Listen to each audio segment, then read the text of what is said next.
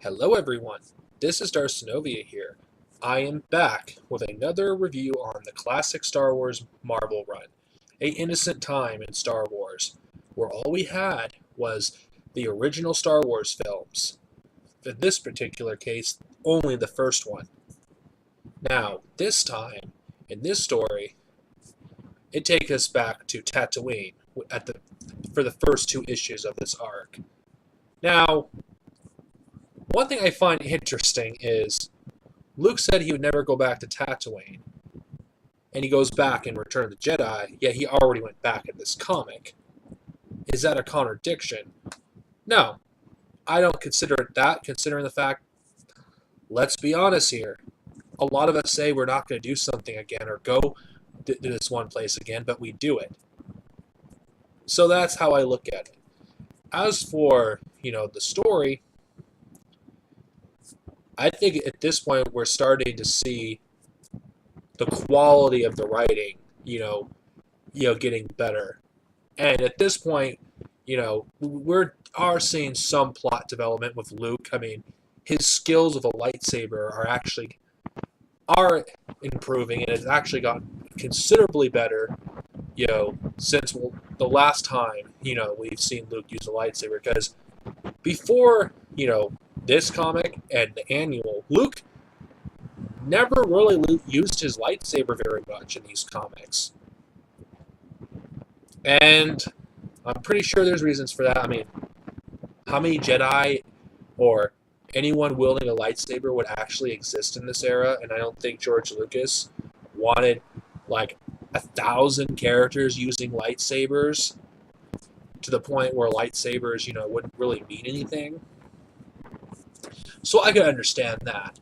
Now, the second lightsaber duel that we see in this comic, it happens towards the second to last issue of this arc. I thought it was a really cool duel, though very brief.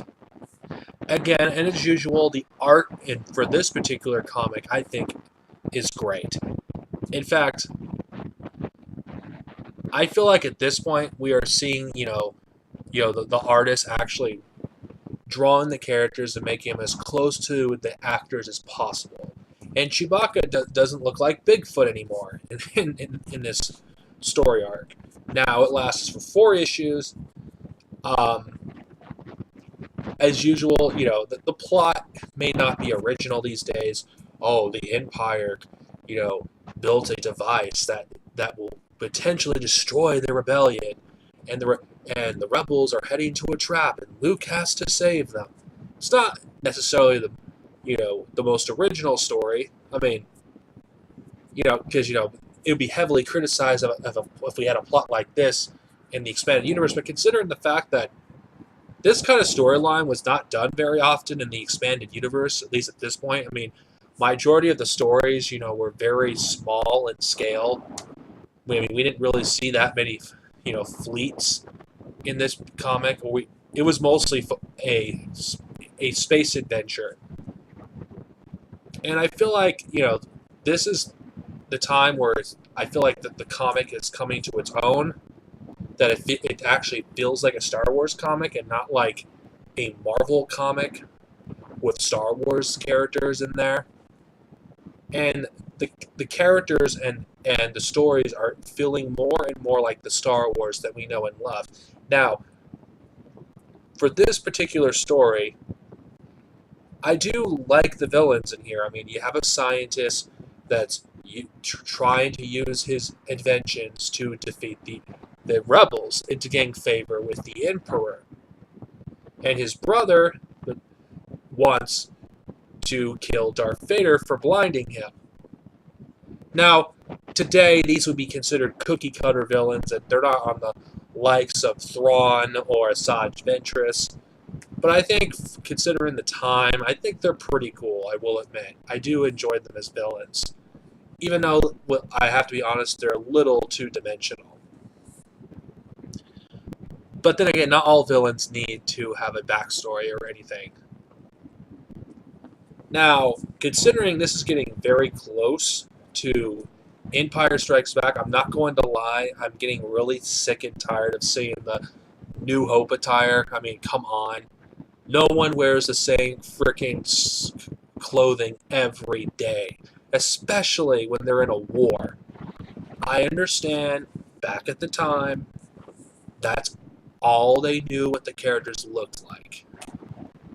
And now we're only a few issues away until we get to Empire Strikes Back comic adaptation.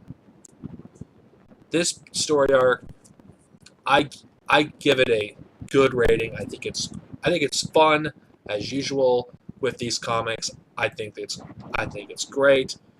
As for the artwork, I don't I'm not going to show you this time, really, considering I think the art in this comic is pretty damn good. Now, you can look it up yourself because considering if I because the quality is the same as last time. I don't think the art has taken a nosedive or has gone up in quality either. It's just consistent. Next time, I'm going to review the second to last story arc before we get to Empire Strikes Back and the filler issue that takes place before Empire. See you guys next time, and may the Force be with you always.